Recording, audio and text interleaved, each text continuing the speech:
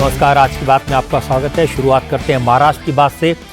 आज ये तय हो गया कि महाराष्ट्र में 5 दिसंबर को यानी गुरुवार को नई सरकार का गठन हो जाएगा। 5 दिसंबर को देवेंद्र फडणवीस मुख्यमंत्री के तौर पर शपथ लेंगे। 4 दिसंबर को सुबह 10 बजे विधानसभा के सेंट्रल हॉल में बीजेपी विधायक दल की मीटिंग होगी। इस मीटिंग में वित्त मंत्री निर्मला सीतारमण और गुजरात के पूर्व मुख्यमंत्री विजय रूपाणी ऑब्जर्वर के तौर पर मौजूद रहेंगे। विधायक दल की मीटिंग में देवेंद्र फडणवीस को औपचारिक तौर पर विधायक दल का नेता चुना जाएगा और यह तय हो गया कि फडणवीस महाराष्ट्र के अगले मुख्यमंत्री होंगे और Ajit Pawar deputy chief minister बनेंगे। लेकिन एकनाथ शिंदे किस भूमिका में होंगे यह फिलहाल तय नहीं है, क्योंकि एकनाथ शिंदे नाराज बताए जा रहे हैं। उन्होंने सेहत ठीक न होने को वजह बताकर आज एक बार फिर सारी मीटिंग्स रद्द कर दी। इसलिए अटकलों का दौर शुरू हो गया। हालांकि आज एकनाथ शिंदे के बेटे श्रीकांत शिंदे ने एकनाथ शिंदे की नाराजगी की खबरों को गलत बताया। श्रीकांत शिंदे ने अपने बारे में भी साफ किया कि वो न तो डिप्टी चीफ मिनिस्टर बनना चाहते हैं और न ही उन्होंने केंद्र सरकार में कोई पद मांगा है। इसके बाद संजय सिरसाट, दीपक केसरकर और छगन भुजबल जैसे शिंदे की पार्टी के कई नेताओं ने कहा, बीजेपी महाराष्ट्र की सरकार के स्वरूप को लेकर जो भी फैसला करेगी उसे शिंदे की शिवसेना का पूरा सपोर्ट होगा। लेकिन एकनाथ शिंदे का न तो कोई बयान आया, न उन्होंने सोशल मीडिया पर कुछ कहा, न वो घर से बाहर निकले। इसलिए ऐसा लग तो रहा है कि शिंदे नाराज हैं और नाराजगी की वजह यह बताई जा रही है कि शिंदे डिप्टी चीफ मिनिस्टर बनने के साथ साथ होम मिनिस्ट्री की मांग कर रहे हैं और बीजेपी होम मिनिस्ट्री देना नहीं चाहती। इसलिए बात अटकी हुई है। अब अमित शाह इसका रास्ता निकालेंगे। अगर शिंदे न माने तो बीजेपी क्या करेगी, शिंदे के पास ऑप्शन क्या है और मां विकास आघाड़ी के नेता इस पर कैसे चुटकी ले रहे हैं, यह बताऊंगा आज की बात में। लेकिन सबसे पहले यह बता दें कि महाराष्ट्र में सरकार के गठन की तैयारी क्या क्या चल रही है। महाराष्ट्र में नई सरकार के शपथ ग्रहण की तारीख तय हो गई है। शपथ ग्रहण समारोह की जगह भी फाइनल है। बस देवेंद्र फडणवीस के नाम का औपचारिक ऐलान होना बाकी है। मुंबई के आजाद मैदान में 5 दिसंबर को शपथ ग्रहण का भव्य समारोह होगा। प्रधानमंत्री नरेंद्र मोदी इस शपथ ग्रहण समारोह में मौजूद रहेंगे। बीजेपी और एनडीए शासित राज्यों के चीफ मिनिस्टर्स भी वहां उपस्थित होंगे। आज मुंबई बीजेपी के दफ्तर में बीजेपी के नए विधायकों और पार्टी के नेताओं की बैठक हुई। इसमें शपथ ग्रहण समारोह की तैयारियों की समीक्षा की गई और इसके बाद चंद्रशेखर बावनकुले ने बीएमसी कमिश्नर और मुंबई पुलिस कमिश्नर के साथ आजाद मैदान का दौरा भी किया। शपथ ग्रहण की तैयारियों में लगे अधिकारियों को जरूरी निर्देश दिए। क्योंकि परसों 4 दिसंबर को सुबह 10 बजे बीजेपी विधायक दल की मीटिंग होनी है, इसलिए बीजेपी के सभी विधायकों को कल दोपहर तक मुंबई पहुंचने का निर्देश दे दिया गया है। बीजेपी के नेता सुधीर मुनगंटीवार ने कहा, शपथ ग्रहण 5 तारीख को ही होगा और सरप्राइज ऐसी कोई बात नहीं है, क्योंकि देवेंद्र फडणवीस ही सबसे बड़े और सर्वमान्य नेता हैं जो मुख्यमंत्री होंगे। साधारण रूप से निरीक्षक आने के बाद केंद्रीय स्तर पर इस बारे में जो चर्चा हुई, उस चर्चा के आधार पर विधायकों के बैठक में हमारे विधायक दल का नेता चयन होगा और उसके बाद 5 तारीख को 5 बजे उस दल के नेता का शपथ विधि हो। कोई सरप्राइज नहीं है, ऐसा मुझे लगता है व्यक्तिगत रूप से। सरकार चलाने के लिए एक अच्छा अनुभवी, ज्ञानी, समझदार, समंजस नेता की आवश्यकता होती है, तो वो सारे गुण उनमें हैं देवेंद्र जी में, तो मुझे कोई दूर तक शंका नहीं होती। एकनाथ शिंदे जी नाराज है, इस पे मेरा विश्वास नहीं है। मैंने उनके कुछ सहकारियों से भी बात की, उनसे तो बात नहीं हुई, मगर कोई नाराजी नहीं है। इच्छाओं को प्रकट करना इसको नाराजी नहीं कहते। माननीय अमित भाई पे सबका विश्वास है, उन पे उनका भी विश्वास है, तो अमित भाई जो कहेंगे वो होगा। पिछले हफ्ते जब दिल्ली में अमित शाह के साथ देवेंद्र फडणवीस, एकनाथ शिंदे और अजित पवार की मीटिंग हुई थी, उस वक्त मुख्यमंत्री के नाम पर सहमति बन गई थी। मोटे तौर पर किस पार्टी के कितने मिनिस्टर होंगे इसका फॉर्मूला भी लगभग तय हो गया था। लेकिन किसको कौन कौन सा मंत्रालय मिलेगा इसका फैसला मुंबई में तीनों नेताओं की मीटिंग में होना था, लेकिन मुंबई पहुंचकर एकनाथ शिंदे ने अपना रुख बदला। वो किसी से बात नहीं कर रहे हैं, इसलिए अफवाहों का बाजार गर्म हो गया। कयास लगाने जाने लगे। हालांकि इसके बाद एकनाथ शिंदे के बेटे ने सफाई दी, नाराजगी की खबरों को गलत बताया और शिवसेना के नेता दीपक केसरकर ने कहा एकनाथ शिंदे ने न तो कोई मंत्रालय मांगा है, न वो नाराज हैं, फैसला बीजेपी के नेताओं को करना है। दीपक केसरकर ने कहा देवेंद्र फडणवीस और एकनाथ शिंदे की दोस्ती पक्की है, बीजेपी के नेता जो तय करेंगे शिवसेना को मंजूर होगा। एकनाथ शिंदे जी की वजह से कुछ भी डिले नहीं हुआ। ये तो बीजेपी बड़ी नेशनल पार्टी है, वो डिसाइड करती है कि उनको ऑब्जर्वर कब जाएंगे, कब उनका नेता चुना जाएगा, तो वो नेशनल पार्टी है, वो डिसाइड करेगी। और ये बीजेपी और शिवसेना की होती है, तो हम लोग एक दूसरे के साथ बहुत अच्छी तरह से हमारा बाइंडिंग है। ऐसी तरह से जो चर्चाएं होती है उससे हमें कुछ भी फर्क नहीं होगा। और शिंदे साहब के और फडणवीस साहब की एक जोड़ी है जो हमेशा अच्छे काम करते हैं, दोनों इकट्ठा ही रहेंगे। अजीत दादा अगर जाना चाहते हैं दिल्ली तो कोई उसको रोक नहीं सकता, वो तो उनके पार्टी के नेशनल लीडर है, they have every right. But ideologically मैं आज क्लियर कट बोलता हूँ कि हमारी युति 30 साल पुरानी है और हम हमारे नेताओं का आदर करते हैं और नेता जो भी बोलेंगे युति वही करेगी। वैसे फडणवीस साहब भी राजी नहीं थे डिप्टी सीएम बनने के लिए। जब केंद्रीय नेतृत्व ने बोला कि आपको डिप्टी सीएम बनना है तो वो बन गए। हम जब एक बार बोलते कि जो भी डिसीजन केंद्रीय नेतृत्व लेगा वो हम लोग एक्सेप्ट करने के लिए तैयार है, एकनाथ शिंदे साहब खुला बोलते, तो उस पे बहस क्यों हो रही है? डिफरेंट ये अफवाहें क्यों जो कि वो नाराज है, ये वो तो सचमुच में बीमार है। आपको मालूम है आज भी वो सलाइन पे है। तो मेरी फडणवीस साहब से भी बात होगी, अगर वो बोलते कि हमें उनको मिलना होगा तो हम थाना में जा सकते हैं। उनके पास कोई ईगो प्रॉब्लम नहीं है, दोनों के पास नहीं है। मोदी शाह की बात मानेंगे, जो भी बात होगी वो मानेंगे, जो भी बात होगी वो मानेंगे। और उनका कोई डिफिकल्टी होगी, अगर वो नहीं बनना चाहते तो वो उनको एक्सप्लेन करेंगे क्यों कर रहे हैं। जो विपक्ष चुनाव हार गया है वही वो अफवाह फैला रहा है। वो अपना डिफीट डाइजेस्ट नहीं कर सके, इसलिए वो जिनकी वजह से ये डिफीट हो गया वो एकनाथ शिंदे जी को वो बदनाम करने की कोशिश कर। अजित पवार अब से थोड़ी देर पहले दिल्ली पहुंचे, लेकिन उनको लेकर कोई अटकलें नहीं लगाई गई। अजित पवार इस वक्त प्रफुल्ल पटेल के घर पर एनसीपी के नेताओं के साथ एक बैठक कर रहे हैं और इसके बाद अमित शाह के साथ अजित पवार की मीटिंग हो सकती है। आज महाराष्ट्र एनसीपी के अध्यक्ष सुनील तटकरे ने कहा महाराष्ट्र में मुख्यमंत्री कौन होगा, कौन डिप्टी चीफ मिनिस्टर बनेगा, इसका फैसला तो अमित शाह के साथ मीटिंग में हो गया था, इसलिए वो चैप्टर क्लोज हो चुका है। तटकरे ने कहा शिंदे की पार्टी से कौन क्या बनेगा इसका फैसला एकनाथ शिंदे को करना है और किसकी पार्टी से कितने मंत्री होंगे, कौन कौन मंत्री बनेगा, इसका फैसला बाद में लिया जाएगा। नहीं, कंक्लूजन तो हो ही गए ना। बीजेपी का चीफ मिनिस्टर होने का तय उसी दिन हो गया था जब एकनाथ जी शिंदे जी और अजीत दादा, स्वयं मैं, प्रफुल्ल भाई और अमित भाई के साथ हमारी जब मीटिंग हो गई थी तब सारा तय हो गया है। उस दिन वो भी मीटिंग में शामिल थे ना। Now the chapter is close. शपथविधि होने जा रहे हैं, इसका मतलब सीएम और 2 डीसीएम जो बनने जा रहे हैं वो कौन बनेगा। अभी हमारे तो विधायक दल के नेता हमने अजीत दादा को चुना है। भी रह गई बात भाजपा की, तो भाजपा का अधिकार है। शिंदे साहब के बारे में, शिंदे साहब की शिवसेना के बारे में वही बताएंगे। देखिए कोई भी कॉन्फ्लिक्ट नहीं है, जो चल रहा है वो अच्छी तरह से चल रहा है। जो कुछ है हमारे बारे में, हमारे मिनिस्टर पद के बारे में, जब हम बैठेंगे तब उसके बारे में हम तय करेंगे। दीपक केसरकर और सुनील तटकरे दोनों की बातें सुनकर ये तो लगता है कि पेच तो फंसा हुआ है और पेच एकनाथ शिंदे ने फंसाया हुआ है। 3 दिन पहले आपको याद होगा शुक्रवार को हमारे संवाददाता सचिन चौधरी ने बताया था कि एकनाथ शिंदे ने होम मिनिस्ट्री की मांग रख दी है, इसलिए दिल्ली में फाइनल फैसला नहीं हो पाया। अब 3 दिन के बाद स्थिति में क्या कोई बदलाव हुआ है? क्या बीजेपी ने शपथ ग्रहण की तारीख का ऐलान करके शिंदे पर प्रेशर बनाया है? अब बीजेपी की रणनीति क्या है और एकनाथ शिंदे अब क्या करेंगे? इन सारे सवालों का जवाब जानने के लिए सीधे मुंबई चलते हैं। सचिन चौधरी एक बार फिर हमारे साथ हैं।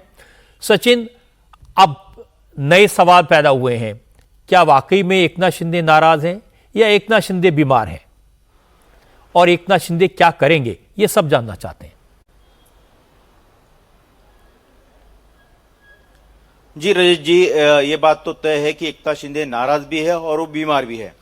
और लेकिन बीमारी की ये भी वजह है कि उनकी मन की बात नहीं सुनी जा रही है। जो दिल्ली में तय हुआ था ये बिल्कुल साफ है कि देवेंद्र फडणवीस मुख्यमंत्री होंगे, 2 डिप्टी सीएम होंगे। एकनाथ शिंदे को यह ऑफर दिया गया है, लेकिन उनके साथ उनको अर्बन डेवलपमेंट डिपार्टमेंट का ऑफर दिया गया है। इसके अलावा अजित पवार जो है वो दूसरे डिप्टी सीएम होंगे और उनको वित्त विभाग दिया जाएगा। जो पहले के मंत्रालय थे अमूमन वही उन पार्टियों के पास रहेंगे। ये भी उस बैठक में तय हुआ था। अब शिंदे ने जो मांग रखी है कि गृह मंत्रालय, अर्बन डेवलपमेंट मंत्रालय, इसके अलावा कृषि और सामाजिक न्याय जो उनके पास था ही, परिवहन, इसके अलावा आदिवासी एक मंत्रालय वो चाहते हैं। इन मंत्रालय को इन्होंने मांग रखी है। उनके पार्टी के जो वरिष्ठ नेताओं से मेरी बात हुई और जो क्लोज सोर्सेज से बात हुई तो उनका कहना है कि शिंदे ने जो मांग रखी उसमें कोई गलत बात नहीं है, अपनी मांग वो रख सकते हैं। अब मांग को पूरा करना न करना ये बीजेपी का शीर्ष नेतृत्व इनके हाथ में है और उनको फैसला लेना है। तो डेडलॉक यही पर बना हुआ है कि शिंदे की तरफ से बीजेपी को अभी तक पूरी तौर से ये रिप्लाई नहीं मिला है कि वो डिप्टी सीएम के साथ साथ यूडीबी मंत्रालय संभालना चाहते हैं और उसके लिए राजी है, क्योंकि शिंदे ने डिप्टी सीएम के साथ होम मिनिस्टर की मांग कर दी है। लेकिन इसका अभी तक कोई हल नहीं निकला है। लेकिन जो मेरे विश्वसनीय सूत्र है वो ये कह रहे हैं कि शिंदे को अमूमन मना लिया गया है और शिंदे डिप्टी सीएम के साथ साथ इस सरकार में अर्बन डेवलपमेंट मंत्रालय उनके पास रहेगा और शिंदे से बीजेपी का शीर्ष नेतृत्व भी बात करेगा। और हो सकता है कि कल शाम तक या परसों तक एकनाथ शिंदे इसका खुलासा कर दे। वो खुद ही मीडिया के सामने आएंगे और कहेंगे कि इस नाराजगी की बातें थी जो वो सिर्फ मीडिया के जरिए थी। हमने तो यही शुरू से कहा था कि हमारा बीजेपी को समर्थन है और बीजेपी के शीर्ष से नेतृत्व जो तय करेंगे वो हम मानेंगे। तो ये पहली खबर रही। दूसरी बात की अगर ये सब कुछ ठीक से तय हो गया है तो आने वाले 5 तारीख को बीजेपी की तरफ से 10 कम से कम मंत्री जो है शपथ लेंगे मंत्री पद की और शिंदे और अजित पवार की पार्टी उनकी तरफ से 5-5 विधायकों को जो है मंत्री पद की शपथ दिलाई जाएगी। यानी मोटे तौर पर 20 का ये आंकड़ा हो सकता है और उसमें 1-2 ज्यादा बढ़ भी सकता है।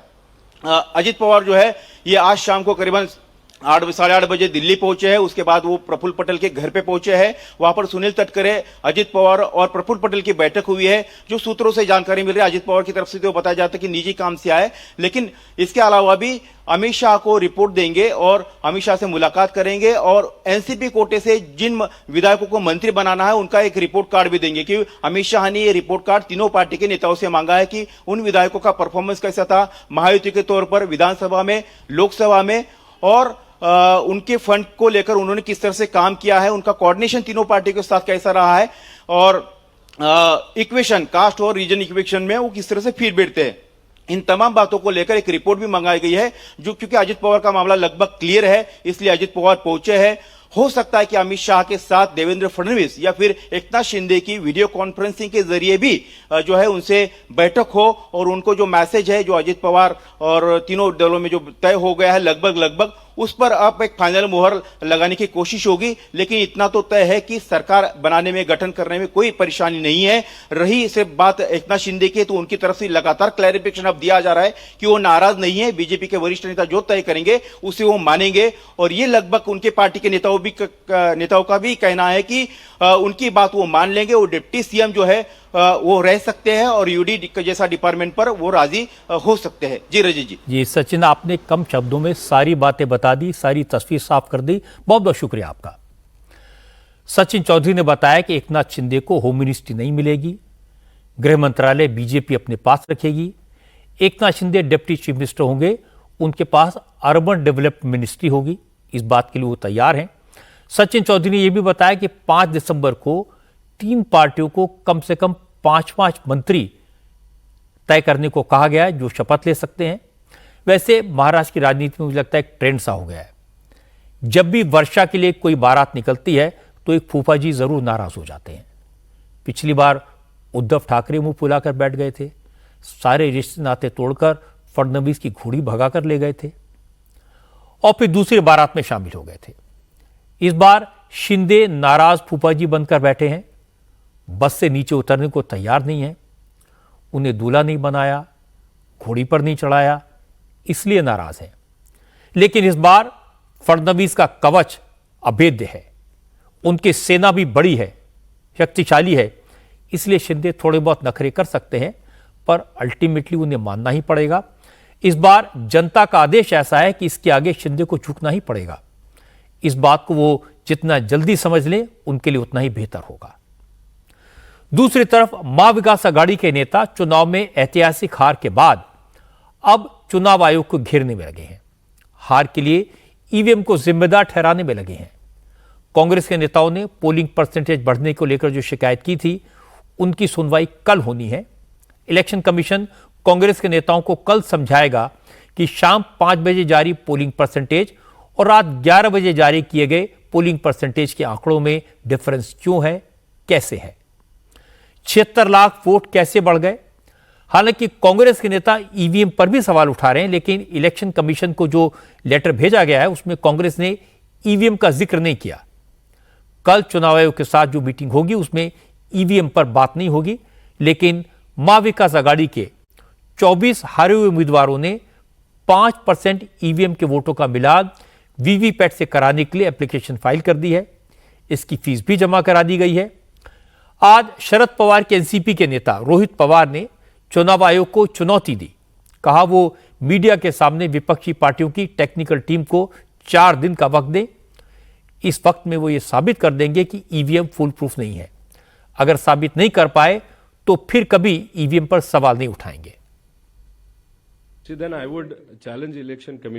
मैं चुनाव आयोग को चुनौती देता हूं। 2017 में आपने विपक्षी दलों को ईवीएम की जांच करने की इजाजत दी थी, लेकिन हुआ क्या?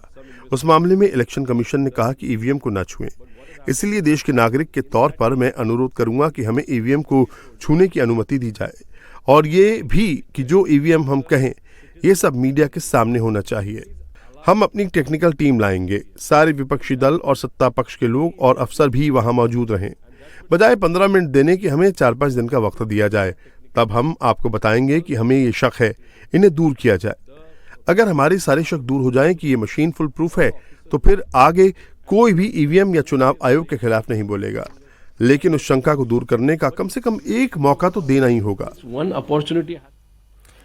जिस आरोप की सबसे ज्यादा चर्चा है वो ये है कि महाराष्ट्र में शाम के 5 से 6 बजे के बीच 76 लाख वोट अचानक जुड़ गए। शाम को 5 से 6 बजे के बीच वोटिंग के नंबर अचानक बढ़ गए। यह भी कहा गया कि झारखंड में तो शाम को इतने वोट नहीं बढ़े, महाराष्ट्र में क्या चक्कर चला। और मोटा मोटा आरोप यह लगाया गया कि चुनाव आयोग ने शाम को वोट बढ़ा दिए और महायुति को जिता दिया। इसके जवाब में चुनाव आयोग ने जो बताया वो मैं आपके साथ शेयर करता हूं। पहली बात तो यह कि झारखंड और महाराष्ट्र को कंपेयर करना गलत है। इलेक्शन कमीशन का कहना है कि वोटिंग का इतिहास गवाह है कि झारखंड में हमेशा सुबह के वक्त ज्यादा वोट पड़ते हैं और महाराष्ट्र में शाम को ज्यादा वोट डालने की टेंडेंसी है। यह हिस्टोरिकल फैक्ट है। दूसरी बात, इलेक्शन कमीशन ने कहा महाराष्ट्र बड़ा स्टेट है, यहां 1 लाख पोलिंग बूथ से वोटिंग हुई और कहा जा रहा है कि 76 लाख वोट ज्यादा पड़े, 5 से 6 बजे के बीच पड़े। अगर इन वोटों को बूथ के हिसाब से डिवाइड किया जाए तो ऑन एन एवरेज पर बूथ 1 घंटे में 76 वोट पड़े, 76, जो बिल्कुल नॉर्मल है, क्योंकि दिन भर का एवरेज देखें तो हर घंटे में 60-70 लोगों ने वोट डाले। इसलिए न तो कोई सर्ज हुआ, न वोटों की तादाद अनयूजुअल तरीके से बढ़ी। अगर 2019 के वोटिंग पैटर्न से कंपेयर करें तो यह पैटर्न बिल्कुल सेम है। महाराष्ट्र में शहरी वोट ज्यादा हैं, लोग शाम के वक्त भी वोट डालने के लिए पहुंचते हैं, इसलिए शाम को भी वोटिंग का ट्रेंड वही है जो दिन भर था। शाम को वोटिंग का ट्रेंड इस बार भी वही रहा जो पिछले चुनाव में था। इसलिए यह पूरा का पूरा इल्जाम इलेक्शन कमीशन की फिगर्स, ट्रेंड और हिस्ट्री के मुताबिक बेबुनियाद है। एक और बात आपको बता दूं, ईवीएम को लेकर अब तक सुप्रीम कोर्ट और हाई कोर्ट में 42 पिटीशन फाइल की गई हैं। सारी की सारी पिटीशन रिजेक्ट हो गई हैं। चुनाव आयोग ने सभी दलों को ईवीएम को हैक करने का चैलेंज दिया था, लेकिन कोई नहीं कर पाया। इसलिए अब ईवीएम के मुद्दे पर बार बार बात करना बेकार है। हालांकि कांग्रेस ने जो शिकायत दी है उस पर इलेक्शन कमीशन उन्हें कल डिटेल में जवाब देगा। आगे बढ़ते हैं। बांग्लादेश में हिंदुओं पर हो रहे जुल्मों के खिलाफ आज दिल्ली से लेकर कोलकाता तक प्रोटेस्ट हुए। असल में आज खबर आई कि कट्टरपंथियों के हमलों से परेशान तमाम हिंदू बांग्लादेश से भागकर भारत आना चाहते हैं। लेकिन बांग्लादेश की फौज बॉर्डर पर हिंदुओं को रोक रही है। इस्कॉन के 63 साधु संतों को बांग्लादेश बॉर्डर गार्ड्स ने सरहद पर ही रोक दिया। इन साधु संतों के पास भारत आने के लिए सारे लीगल डॉक्यूमेंट थे, वीजा था, फिर भी उनको बॉर्डर पर जबरदस्ती रोक दिया गया। बांग्लादेश बॉर्डर गार्ड के अधिकारियों ने इस्कॉन के इन संतों से कहा उनके पास स्पेशल परमिशन नहीं है, इसलिए वो भारत नहीं जा सकते। इस्कॉन ने इसका विरोध किया है। कोलकाता में इस्कॉन के वाइस प्रेसिडेंट राधा रमन दास ने कहा, इस्कॉन के मेंबर्स के साथ उग्रवादियों जैसा सलूक किया जा रहा है। पूरी दुनिया में बसे हिंदुओं को इसका विरोध करना चाहिए। Brahmacharis who had valid visa and 63 ब्रह्मचारी जिनके पास वीजा भी था और दूसरे दस्तावेज भी थे, वो लोग बेनापोल बॉर्डर के जरिए भारत आ रहे थे। बांग्लादेश की पुलिस ने कहा कि हमें खुफिया जानकारी मिली है कि आपका यह दौरा संदिग्ध है, इसलिए आपको जाने की इजाजत नहीं दी जाएगी। लेकिन इससे पहले उन्होंने कुछ श्रद्धालुओं से कहा था कि भारत में आपके लिए हालात अच्छे नहीं हैं, इसलिए आप वहां मत जाइए। पहले मीडिया में खबरें आई थी बांग्लादेश पुलिस के हवाले से कि भारत में हालात अच्छे नहीं हैं, इसीलिए उनको यहाँ आने नहीं देंगे। सवाल यह है कि वो तो आम ब्रह्मचारी हैं, उनके पास सारे दस्तावेज भी थे, फिर भी उन्हें भारत नहीं आने दिया गया। ये बात समझ से परे है। they were not allowed to come to India. एक बुरी खबर तो मैंने आपको बताई कि बांग्लादेश में इस्कॉन के संतों को भारत आने से रोक दिया, जबकि उनके पास वैलिड डॉक्यूमेंट थे। दूसरी बुरी खबर यह आई कि एक भारतीय नौजवान को कुछ कट्टरपंथियों ने बांग्लादेश में इसलिए मारा पीटा क्योंकि वो एक हिंदू है और वो एक भारतीय नागरिक है। असल में बंगाल के नॉर्थ 24 परगना का रहने वाला शायन घोष 23 नवंबर को ढाका गया था। शायन घोष ढाका में अपने दोस्त के साथ आइसक्रीम खाने निकला तो कुछ इस्लामिक कट्टरपंथियों ने उसे पकड़ लिया। जब शायन ने बताया कि वो इंडियन है, हिंदू है, तो कट्टरपंथियों ने उस पर हमला कर दिया, उसका सामान छीन लिया, पैसे और फोन लूट लिया। किसी तरह जान बचाकर शायन घोष पुलिस स्टेशन पहुंचा तो पुलिस ने उसकी कंप्लेंट लिखने से इनकार कर दिया। আমি বাংলাদেশে গেছিলাম এই মাসের নভেম্বরের 23। मैं 23 नवंबर को अपने एक परिचित से मिलने बांग्लादेश गया था। मेरा दोस्त मुझे ढाका के बागान बाड़ी इलाके में आइसक्रीम खिलाने ले गया। हम बाजार में थे, तभी कुछ मुस्लिम युवक हमारे पास आए और मुझसे पूछा कि मैं कहाँ से हूँ। मैंने उन्हें बताया कि मैं भारत से आया हूँ। उसके बाद उन्होंने मेरा धर्म पूछा, मैंने बताया कि मैं हिंदू हूँ, तो वो मुझे सड़क किनारे ले गए, मुझ पर हमला किया, मेरा पर्स, पैसे, मोबाइल सब कुछ छीन लिया और मुझे पीटना शुरू कर दिया। उन्होंने मुझ पर चाकू से हमला किया, मेरे सिर पर पत्थर मारा। जब मेरे दोस्त ने मुझे बचाने की कोशिश की तो उन्होंने उसको भी पीटा। वो कह रहे थे कि एक भारतीय हिंदू होते हुए मैं उनके देश क्यों गया, हमें कोई भी बचाने नहीं आया। मैंने बांग्लादेश के इमरजेंसी नंबर पर भी कॉल किया, लेकिन उन्होंने मेरी कंप्लेंट लेने की बजाय मुझ पर ही इल्जाम लगाना शुरू कर दिया। किसी भी पुलिस स्टेशन में मेरी कंप्लेंट नहीं ली गई। বন্ধু লাগে এইসব আমাকে জিজ্ঞাসাবাদ। बांग्लादेश में हिंदुओं पर इस तरह के हमले लगातार हो रहे हैं और इनका भारत में जबरदस्त विरोध हो रहा है। आज बीजेपी, विश्व हिंदू परिषद और सनातन एकता परिषद ने भारत बांग्लादेश बॉर्डर से लेकर कोलकाता, दिल्ली और मुंबई तक सब जगह प्रोटेस्ट किए। सबसे बड़ा विरोध प्रदर्शन बंगाल के नॉर्थ 24 परगना जिले में हुआ। यहां भारत बांग्लादेश के बीच Petrapole international border check point को ब्लॉक कर दिया गया। पेट्रापोल के रास्ते ही बांग्लादेश और भारत के बीच 70% कारोबार होता है।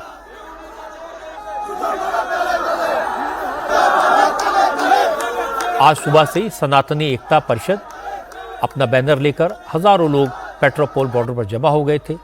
वो बांग्लादेश के इंटीग्रेटेड चेक पॉइंट की तरफ बढ़ना चाह रहे थे। पुलिस ने प्रदर्शनकारियों को रोकने के लिए बैरिकेड लगा रखे थे। सुरक्षा के तगड़े इंतजाम थे, इसलिए कोई चेक पॉइंट तक नहीं पहुंच सका।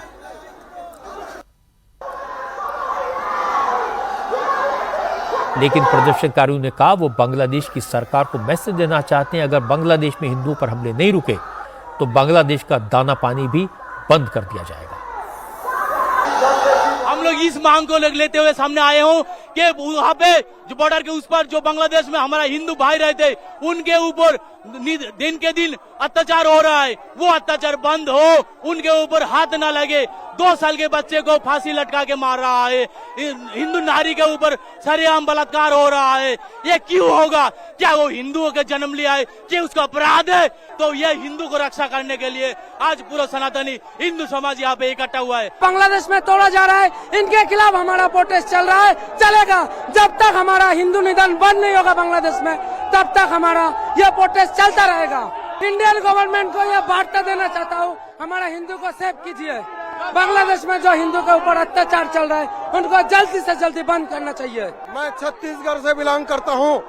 यूनिस खान का न्यूज देना चाहता हूँ, अगले 15 दिन के अंदर अगर हमारे महाराष्ट्र को नहीं छोड़ा गया, हम बांग्लादेश से आए हुए जितने भी मुसलमान हैं उसका हम विरोध करेंगे। हम बीएसएफ को सलाम करते हैं, हम उसका विरोध करेंगे, करजोर विरोध करेंगे। हो सकता है हमारे बंगाल में, हो सकता है हमारे भारत में इसी के वजह से दंगा ना हो। अगर दंगा हो गया इसके लिए यूनिस जिम्मेदार रहेगा। इंडिया में जो खबर जाता है सब बंद कर देंगे। हमारा बांग्लादेश कोई द्रोह नहीं जाने देंगे। हमारा भारत माँ का अपमान किया है, हमारा देश का पताका का अपमान किया है, इसलिए हमारा बांग्लादेश में कोई सुযোগ सुविधा नहीं देंगे, कोई चिकित्सा नहीं देंगे। हमारा इंडिया में चिकित्सा करने आता है और हमारा भारतवर्ष को पताका का पा दे के चलता है, उसको हमरा नहीं छोड़ेंगे। हिंदुओं पर हो रहे जुल्म से आहत लोगों की भावनाएं आपने देखी, उनकी नाराजगी आपने सुनी। पेट्रापोल बॉर्डर पर बांग्लादेश के खिलाफ ये जो प्रोटेस्ट हो रहा है, इसको बीजेपी और कारोबारियों के संगठन बांग्ये हिंदू समिति ने भी सपोर्ट दिया था। इसकी वजह से आज बांग्लादेश और भारत के बीच कमर्शियल ट्रांसपोर्ट बंद रहा। पेट्रापोल बॉर्डर पर प्रोटेस्ट में बंगाल विधानसभा के नेता शुभेंदु अधिकारी भी शामिल हुए। नेता विपक्ष हैं।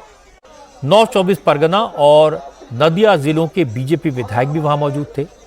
शुभेंदु अधिकारी ने कहा कि संतों की अपील पर कारोबारियों ने अपनी तरफ से 24 घंटे के लिए बांग्लादेश के साथ ट्रेड बंद किया हुआ है। ये सिर्फ एक फेलर है। अगर अब भी बांग्लादेश की सरकार को अकल ना आई तो अगले साल जनवरी से दोनों देशों के बीच कारोबार पूरी तरह बंद कर दिया जाएगा। हमारा कॉमर्शियल ऑपरेशन बंद है, 24 आवर्स ब्लॉकेट चल रहा है। ये 24 आवर्स चलेगा, सुबह 6 बजे से चल रहा है। ये मंदिर तोड़ना बंद करेगा, नहीं तो अगले दिन बहुत जोर लड़ाई होगा, आंदोलन होगा।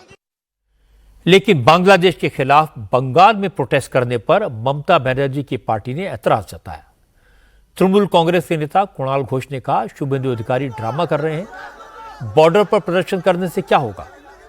कुणाल घोष ने कहा, शुभेंदु अधिकारी को अगर वाकई में बांग्लादेश के हिंदुओं की इतनी फिक्र है तो दिल्ली जाकर प्रधानमंत्री मोदी से बात करें, बांग्लादेश के साथ व्यापार बंद करवाएं। सेंट्रल गवर्नमेंट कुछ नहीं कर रहा है और उसका पार्टी भाजपा यहाँ पर धर्म के नाम पे राजनीति कर रहा है, तो ये कैसे तो सीएम ने बोला तो आप लोग कुछ कीजिए, पार्लियामेंट में स्टेटमेंट दीजिए और वो यूनाइटेड नेशन से बात कीजिए, वो पीस कीपिंग फोर्सेस वहां पर भेजने के लिए हम लोग सब सपोर्ट करेंगे। लेकिन ये तो स्टेट का बात नहीं है। आपका पार्टी वो लेकर यहाँ पर राजनीति कर रहा है, बंगाल में राजनीति करना है। बंगाल क्या करेगा यहाँ पे? तो Bhajpa leaders should meet their leaders इन दिल्ली। प्रधानमंत्री जी से बात कीजिए, होम मिनिस्टर से बात कीजिए, डिफेंस मिनिस्टर से बात कीजिए, एक्सटर्नल अफेयर्स मिनिस्टर से बात कीजिए। तो यहाँ पर क्यों गोलमाल कर रहा है? वैसे बांग्लादेश के मसले पर आज विश्व हिंदू परिषद और बजरंग दल ने कोलकाता, दिल्ली और मुंबई में प्रोटेस्ट किया। कोलकाता में विश्व हिंदू परिषद के मेंबर्स ने श्याम बाजार इलाके से बांग्लादेश के डिप्टी हाई कमीशन तक प्रोटेस्ट मार्च निकाला। हिंदुओं पर हो रहे जुल्म बंद करने और संत चिन्मय दास को रिहा करने की मांग की। मुंबई में भी वीएचपी और जागृतो बांग्ला समाज ने बांग्लादेश के डिप्टी हाई कमीशन तक प्रोटेस्ट मार्च निकाला। दिल्ली में भी जंतर मंतर पर प्रदर्शन हुआ।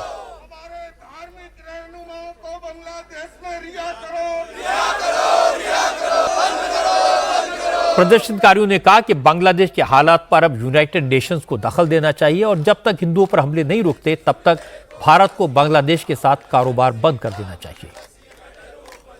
बांग्लादेश में जिस तरह से हिंदुओं पर अत्याचार हो रहा है, हमारी माताओं और बहनों पर जिस तरह से बर्बरतापूर्ण व्यवहार हो रहा है, हमारे धार्मिक रहनुमाओं को जिस तरह से गिरफ्तार किया जा रहा है, चुप नहीं बैठ सकते इस समय। इसलिए सारे धर्मों के प्रमुख प्रतिनिधि आज यहाँ पर जंतर मंतर पे इकट्ठे हुए हैं और भारत सरकार से मांग की है कि अब बड़ा और कड़ा कदम उठाने का समय आ गया है। भारत सरकार से चाहते हैं कि हमारा बांग्लादेश से पूर्ण प्रतिबंध लगाकर और जो चैतन्य महाप्रभु हैं उनको रिहा करवाकर और हिंदुओं को उनका हक दिलवाया जाए। हम ये चाहते हैं कि जो हमारी सरकार है उनसे सारे इकोनॉमिक टाइज तोड़ें, सारे उनको जितनी भी सुविधाएं हम दे रहे हैं वो तोड़ें, जिससे कि जो भी उनको सुविधा भारत के थ्रू मिल रही है वो बिल्कुल नहीं मिलनी चाहिए, क्योंकि जब तक हिंदुओं पर अत्याचार नहीं रुकेगा तब तक हमारा ये संघर्ष जारी रहेगा। जिस तरीके से हिंदुओं पर हमले हो रहे हैं, हिंदू संतों पर हमले हो रहे हैं,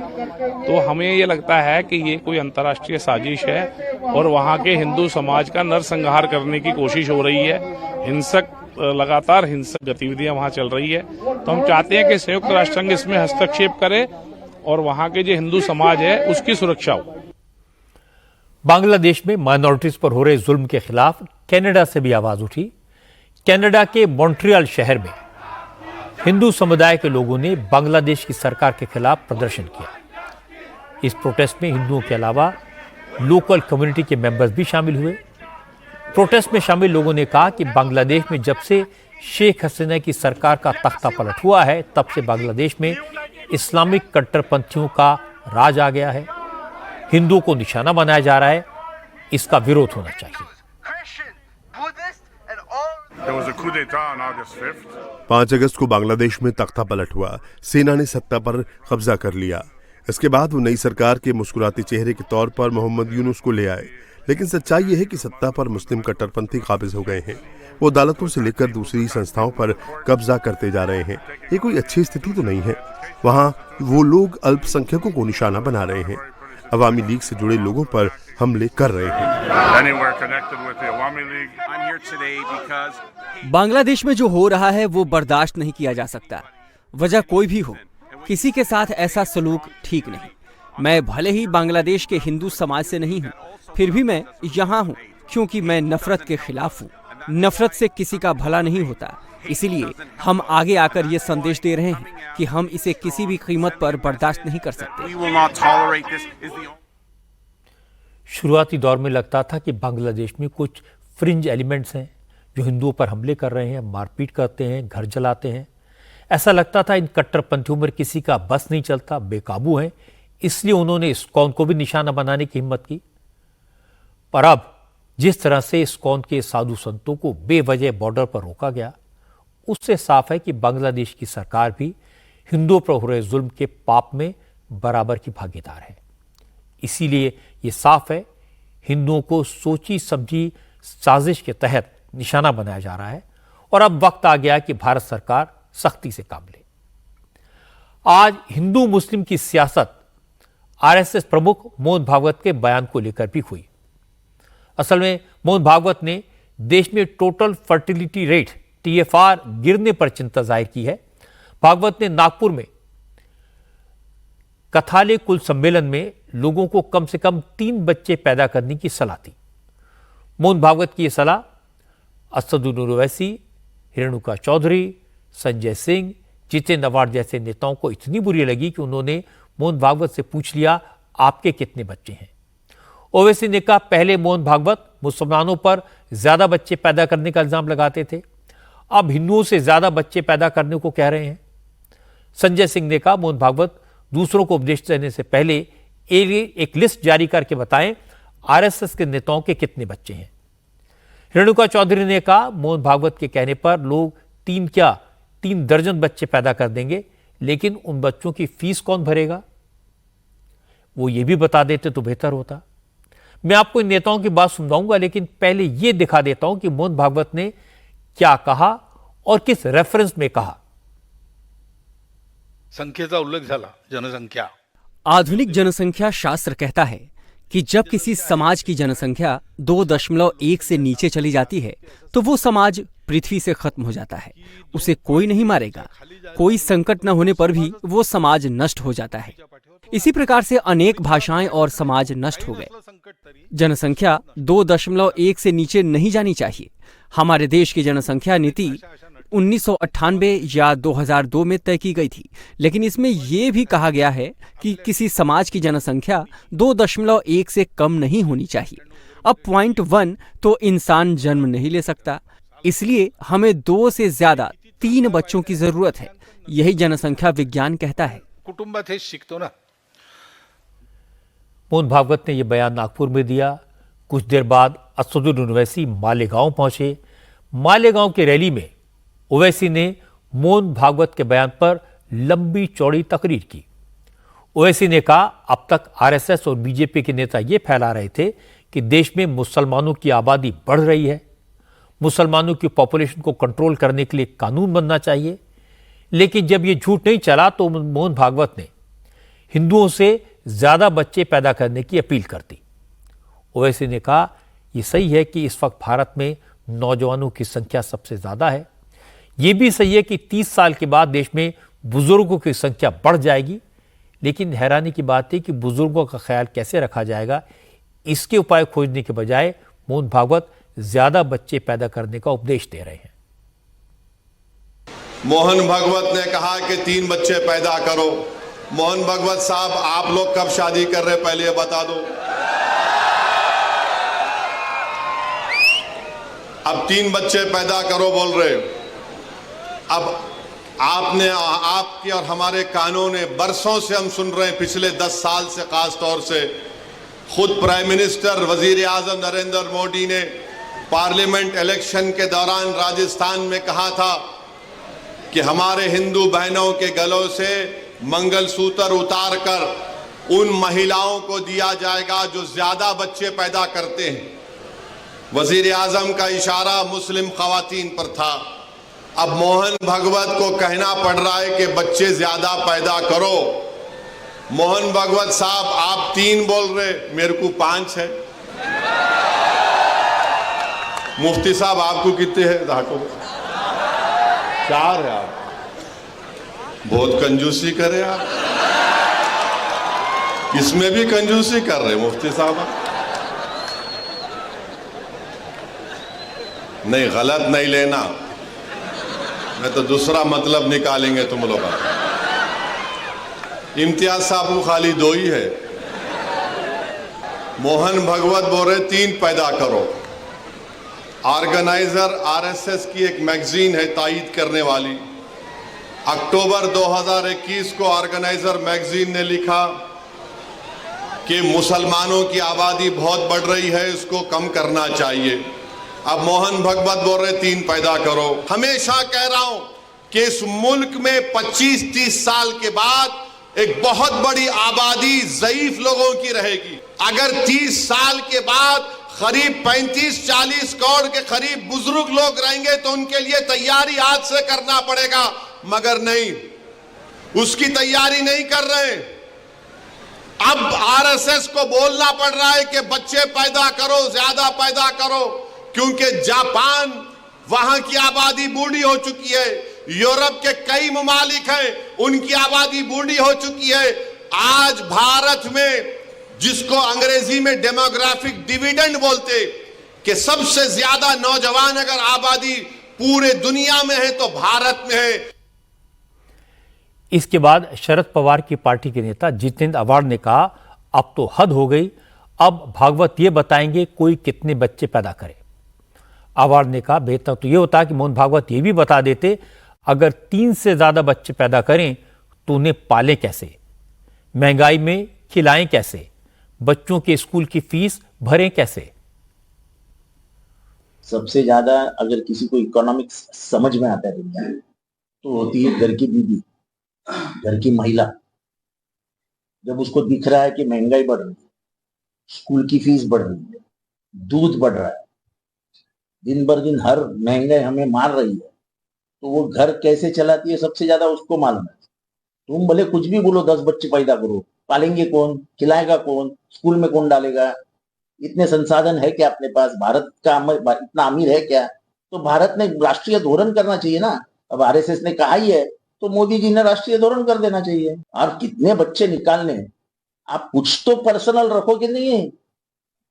उस मियाँ बीबी के पास कुछ तो अधिकार रखो कि कितने बच्चे निकाले। क्या अभी उसके ऊपर भी तुम ही जाओगे, नहीं 4 निकालो? क्या तरीका है? कांग्रेस नेता रेणुका चौधरी ने भी इसी तरह की बात कही। रेणुका चौधरी ने कहा, मोहन भागवत बच्चों के पालन पोषण की गारंटी लें, उनकी नौकरी की गारंटी लें तो लोग 3 क्या 30 बच्चे पैदा करने को भी तैयार हैं।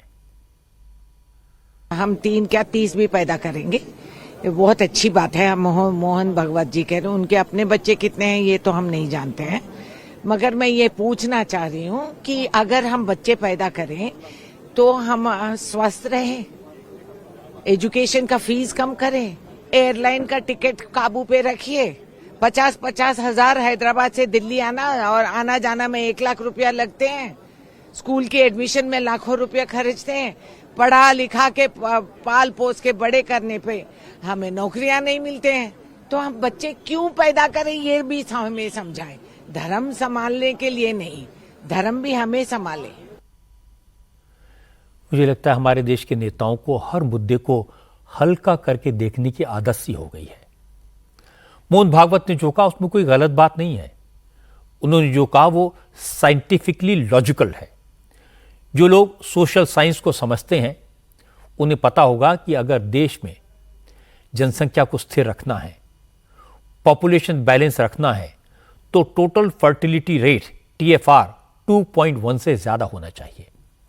अगर TFR इससे कम होता है तो देश की पॉपुलेशन में गिरावट होती है, बुजुर्गों की संख्या तेजी से बढ़ती है, देश की प्रोडक्टिविटी कम हो जाती है और डेवलपमेंट रुकता है, क्योंकि काम करने वाले नौजवानों की संख्या कम हो जाती है। साउथ कोरिया में इस वक्त TFR 0.71 गिर गया है, जिसके कारण यह आशंका पैदा हो गई इस सदी के अंत तक साउथ कोरिया दुनिया के नक्शे से खत्म हो जाएगा। इसी तरह चीन ने पहले जनसंख्या नियंत्रण के लिए 1 बच्चे का कानून बना दिया था। अब चीन की पॉपुलेशन में बुजुर्गों की आबादी बढ़ गई है, तो चीन भी अपने नागरिकों से 3 से ज्यादा बच्चे पैदा करने को कह रहा है। रशिया, यूक्रेन, हॉलैंड समेत कई यूरोपीय देश हैं जो गिरते हुए TFR से परेशान हैं, जनसंख्या बढ़ाने की कोशिश कर रहे हैं। हमारे देश में भी TFR 2.1 हो गया है। इसीलिए मोहन भागवत ने 3 बच्चे पैदा करने की बात की। ये बात अगले 100 साल के हालात को ध्यान में रखकर कही गई है। इसे हिंदू मुसलमान से जोड़ना, इसका मजाक बनाना, ये ठीक नहीं है। आज पंजाब से भी बड़ी खबर आई। पंजाब के former chief minister Sukhbir Badal और उनकी कैबिनेट के 16 पूर्व मंत्री कल से गोल्डन टेम्पल में गले में तख्ती लटकाकर झाड़ू पोंछा लगाएंगे, बर्तन धोएंगे, बाथरूम की सफाई करेंगे। सुखबीर बादल और उनकी सरकार में मंत्री रहे नेताओं को श्री अकाल तख्त साहब ने यह सजा सुनाई है। 2007 से 2017 के दौरान अकाली दल की सरकार के वक्त पवित्र गुरु ग्रंथ साहब की बेअदबी हुई थी और गुरमीत राम रहीम की सजा माफ कर दी गई थी, जिन्हें श्री अकाल तख्त साहिब ब्लेस्फेमी का दोषी मानता है। इस साल 30 अगस्त को सुखबीर बादल और उनकी पार्टी के नेताओं ने अपनी गलती कबूल कर ली थी। इसके बाद श्री अकाल तख्त साहिब ने सबको तनखैया घोषित कर दिया। आज श्री अकाल तख्त साहिब ने सुखबीर बादल, पूर्व मंत्री सुखदेव ढींडसा, दलजीत चीमा, सुच्चा सिंह लंगा, हीरा सिंह गाबरिया, बलविंदर सिंह भुंडर, गुलजार सिंह रानिके को स्वर्ण मंदिर में बर्तन साफ करने और बाथरूम की सफाई करने की सजा सुनाई। अकाली दल के नेताओं बीबी जागीर कौर, प्रेम सिंह चंदूमाजरा, सुरजीत सिंह रखड़ा, विक्रम मजीठिया, महेशेंद्र ग्रेवाल, चरणजीत अटवाल और आदेश प्रताप कैरो को भी 2 दिन तक बर्तन साफ करने, गुरुद्वारों की सफाई करने और कीर्तन सुनने की सजा सुनाई गई। क्योंकि सुखबीर बादल के पैर में फ्रैक्चर है और सुखदेव ढींडसा की उम्र काफी ज्यादा है, इसलिए इन दोनों नेताओं से कहा गया कि वो 2 दिन तक स्वर्ण मंदिर के बाहर सेवादार की ड्रेस पहनकर दरबान की ड्यूटी देंगे। इसके अलावा उन्हें तख्त केशगढ़ साहिब, तख्त दमदमा साहिब, दरबार साहिब मुक्तसर और फतेहगढ़ साहिब में भी 2-2 दिन 1 घंटे के लिए इसी तरह की ड्यूटी देनी होगी। सजा के दौरान सुखबीर बादल को गले में तनखैया वाली पट्टी पहननी होगी और हाथों में बर्छी लेकर बैठना होगा। इसके अलावा सभी नेताओं को 1 घंटे तक अमृतसर के स्वर्ण मंदिर में बर्तन भी धोने होंगे। अकाल तख्त साहिब ने पूर्व मुख्यमंत्री प्रकाश सिंह बादल को दिया गया फख्र-ए-कौम खिताब भी वापस ले लिया। सजा का ऐलान जत्थेदार ज्ञानी रघुबीर सिंह ने किया।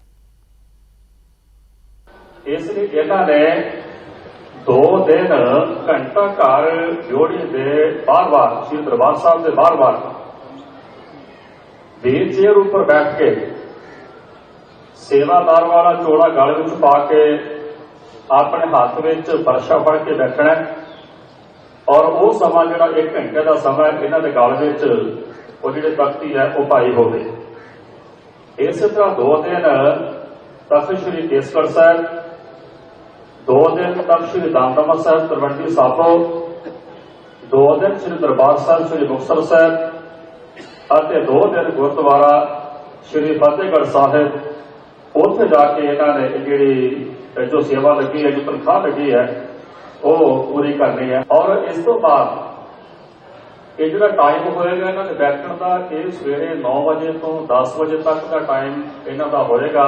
इस तो बाद इन्होंने 1 घंटा लंगर में जाके ते संगत के भांडे मांजने ने, जिन्हें भी सेहत करके सेवा हो सकती होवे, जोड़ियां की सेवा करनी है। अकाली नेताओं को सजा सुनाने के साथ साथ श्री अकाल तख्त साहिब ने कुछ सियासी फरमान भी जारी किए। 5 ग्रंथियों ने अकाली दल के अध्यक्ष पद से सुखबीर बादल का इस्तीफा कबूल करने, अकाली दल के सारे धड़ों को एकजुट करके एक नया अकाली दल बनाने, 6 महीने के भीतर अकाली दल के सभी पदों के लिए नए सिरे से चुनाव कराने का भी हुक्म दिया।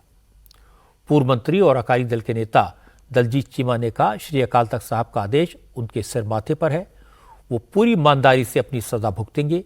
दलजीत चीमा ने कहा कि सियासी मामलों पर फैसला पार्टी की वर्किंग कमेटी लेगी। मैं अब किंतु परंतु नहीं करना चाहता किसी बात के ऊपर, क्योंकि तख्त का फैसला है। बादल साहब तो अब है नहीं, उनको तो फर्क नहीं पड़ता, वो तो जहाँ जाना था वहां पहुंच गए। हमने एक ही बात कही है कि जो भी आदेश श्री अकाल तख्त साहब का आएगा, ये 6वीं पातशाही गुरु हरगोबिंद साहब का तख्त है, इसलिए जो भी आदेश आएगा हम उसको स्वीकार करेंगे। तो उसी भावना से आज भी हमने जो भी फैसला हुआ हमने शीश नवा दिया, ठीक है ना। जो हुक्म हुआ है सेवा करने के लिए वो हम सेवा अपनी शुरू करेंगे। बाकी पूरा जो उनका आदेश है वो लिखित रूप में उनसे ले लेंगे, उसमें क्या क्या लिखा है सारी डिटेल देख के, कुछ चीजें पार्टी के वर्किंग कमेटी के लेने वाले फैसले हैं वो वर्किंग कमेटी लेगी। हम तो पूरी नम्रता से जो सेवा हमें लगाई गई है वो पूरे टाइम के लिए हम करेंगे। सिख समाज में श्री गुरु ग्रंथ साहिब की बेअदबी बहुत बड़ा अपराध है। सुखबीर बादल को दोषी पाया गया, उनके साथियों को इसका दोषी पाया गया, उन्होंने स्वीकार भी किया और श्री अकाल तख्त साहब ने सजा का फरमान सुनाया। इसका असर अकाली दल की सियासत पर भी पड़ा है। एक जमाना था जब सुखबीर बादल और उनका परिवार शिरोमणि अकाली दल पर पूरे कंट्रोल पे रहता था, पूरा कब्जा उनका था, सरकार भी उनकी थी और उन्होंने अपनी पार्टी में कभी किसी की परवाह भी नहीं की, सिर्फ अपना और अपने परिवार का ख्याल रखा, अपने फायदे की बात सोची। सरकार में अपने प्रभाव का लाभ उठाकर अपना व्यापार बढ़ाया, देश विदेश में अपार प्रॉपर्टी बनाई और इसी अहंकार में उन्होंने पार्टी के नेताओं को नाराज भी किया। पंजाब की जनता से उनका कनेक्शन टूट गया। सुखबीर बादल बार बार चुनाव हारे, बुरी तरह हारे और अब हाल यह है कि पंजाब में अकाली दल को अपने अस्तित्व की लड़ाई लड़नी पड़ रही है और इसके लिए पूरी तरह सुखबीर बादल जिम्मेदार है। और अब बात किसानों के प्रोटेस्ट की। किसानों के धरने की वजह से दिल्ली नोएडा के बॉर्डर पर दिन भर जाम लगा रहा। आज नोएडा और ग्रेटर नोएडा के किसानों ने जमीन के ज्यादा मुआवजे को लेकर दिल्ली चलो की कॉल दी थी। सुबह सुबह सैकड़ों किसान ट्रैक्टर लेकर नोएडा दिल्ली बॉर्डर पर पहुंच गए। हालांकि पुलिस ने किसानों को रोकने के लिए पहले से तैयारी की हुई थी। सड़क पर बड़े बड़े कंटेनर रखे गए थे, बैरिकेड लगाई गई थी, लेकिन किसान उन्हें तोड़कर आगे बढ़ गए। किसानों के प्रोटेस्ट के कारण लंबा जाम लग गया। घंटों तक लोग ट्रैफिक में फंसे रहे। इसके बाद अधिकारियों ने किसानों से बात की और उन्हें सड़क जाम करने के बजाय दलित प्रेरणा स्थल में बैठकर धरना प्रदर्शन करने के लिए समझाया। किसानों की मांग है उनकी बात यूपी के चीफ सेक्रेटरी से कराई जाए। अधिकारियों ने भरोसा दिया कि वो चीफ सेक्रेटरी तक उनकी बात पहुंचा देंगे। 1 हफ्ते के अंदर उनकी मांगों का हल निकालेंगे। इसके बाद किसानों ने सड़क खाली कर दी, दलित प्रेरणा स्थल के अंदर चले गए। किसानों ने कहा उनका धरना खत्म नहीं हुआ है, अगर उनकी मांग नहीं मानी गई तो दिल्ली कूच करने से उन्हें कोई नहीं रोक पाएगा। धरना हमारा जारी है। आज का हमारा पड़ाव यहाँ का है, हम पड़ाव के तहत हैं।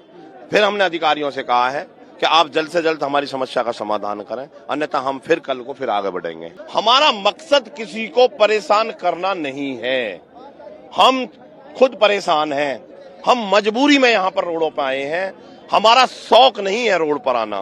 बातचीत इतनी हुई है 7 दिन के अंदर वो सचिव स्तर की वार्ता करा के हमारी समस्या का समाधान करेंगे। तब तक हम दलित प्रेरणा स्थल पर रहेंगे, आगे कुछ नहीं करेंगे, पीछे भी नहीं हटेंगे, यही धरना धरेंगे। किसानों की मांगों पर यूपी सरकार विचार करे, इसका रास्ता निकालने की कोशिश करे। इस प्रोसेस में समय लग सकता है, लेकिन तब तक रास्ते बंद ना हो, आम पब्लिक को परेशानी ना हो, इसका ध्यान रखने की भी जरूरत है। लेकिन इस मामले का एक और इंटरेस्टिंग पक्ष भी है। मुंबई में बैठे संजय राउत किसानों के आंदोलन पर उछल उछलकर आज खुशी जाहिर कर रहे थे। उन्हें लगा कि किसान फिर धरने पर बैठेंगे, फिर मोदी सरकार को परेशान करेंगे तो उन्हें तमाशा देखने का मौका मिलेगा। संजय राउत इस बात से खुश हैं कि किसान अगर दिल्ली आएंगे, सरकार उन्हें रोकेगी, लाठियां चलेंगी, तो उन्हें फिर तालियां बजाने का मौका मिलेगा। इसे कहते हैं बेगानी शादी में अब्दुल्ला दीवाना। अमेरिका के प्रेसिडेंट जो बाइडेन ने व्हाइट हाउस से अपनी विदाई से पहले अपने बेटे हंटर बाइडेन को सारे जुर्मों से माफी दे दी है। हालांकि जो बाइडेन ने पहले कई बार यह कहा था कि वो प्रेसिडेंशियल पार्डन के तहत अपने बेटे के अपराधों को माफ नहीं करेंगे, लेकिन डोनाल्ड ट्रंप के प्रेसिडेंट इलेक्ट हो जाने के बाद ट्रंप जनवरी में चार्ज लेंगे। इससे पहले प्रेसिडेंट बाइडेन ने अपने बेटे हंटर बाइडेन के सारे जुर्म माफ करने का फरमान जारी कर दिया। हंटर बाइडेन पर गैर कानूनी तरीके से ड्रग्स लेने और झूठ बोलकर बंदूक हासिल करने के इल्जाम थे। डेलवेयर और कैलिफोर्निया राज्यों की अदालतों ने 6 महीने पहले हंटर बाइडेन को दोषी करार दिया था और कुछ हफ्तों बाद ही हंटर बाइडेन को इन अपराधों की सजा सुनाई जानी थी। लेकिन प्रेसिडेंशियल पार्डन मिलने के बाद अब हंटर बाइडेन को कोई सजा नहीं होगी। बाइडेन ने बेटे के लिए माफीनामा जारी करते हुए कहा उन्हें उम्मीद है कि अमेरिकी जनता एक पिता के तौर पर उनके जज्बात को समझेगी। लेकिन प्रेसिडेंट इलेक्ट डोनाल्ड ट्रंप ने बाइडेन के इस फैसले को इंसाफ का मजाक बताया। अब हमारी लोकतांत्रिक व्यवस्था और अमेरिका के सिस्टम में कितना फर्क है। जो काम हमारे यहां प्राइम मिनिस्टर चुनाव जीतने के बाद भी नहीं कर सकते, अमेरिका में अपनी पार्टी के चुनाव हारने के बाद भी प्रेसिडेंट के पास अपने अपराधी बेटे को माफी देने का अधिकार है। अमेरिका में राष्ट्रपति अपनी मर्जी से जुडिशरी में और एफबीआई में जिसे चाहे अपॉइंट कर सकते हैं। हमारे यहां जुडिशरी अपनी सारी अपॉइंटमेंट अपने आप करती है, पर अगर सीबीआई के चीफ की अपॉइंटमेंट करनी हो तो उस कमेटी में चीफ जस्टिस ऑफ इंडिया मौजूद रहते हैं। ऐसे कितना सारे फर्क दोनों देशों के सिस्टम में हैं। फिर भी हमारे यहां के लोग अमेरिका की डेमोक्रेसी को महान बताते हैं और अपने सिस्टम को अमेरिका में जाकर कोसते हैं।